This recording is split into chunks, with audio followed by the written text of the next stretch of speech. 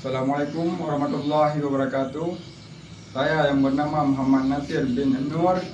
Dengan ini saya memohon maaf yang sebesar-besarnya kepada pihak kepolisian Tanah Luas dan kepada Satreskrim Aceh Utara atas kegaduhan yang telah saya buat, iaitu dengan cara saya membuat laporan palsu di Polsek Tanah Luas seolah-olah saya telah dibegal dengan cara dihadang oleh Otega dengan menggunakan tali di Jalan Len Pipa Exxon Mobil di Kampung Matangbing, Kecamatan Tanah Luas.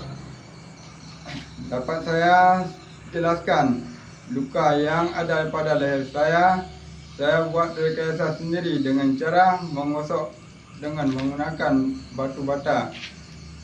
Uang yang sebelumnya saya laporkan dibegal sejumlah 5 juta rupiah. Saya gunakan untuk judi online.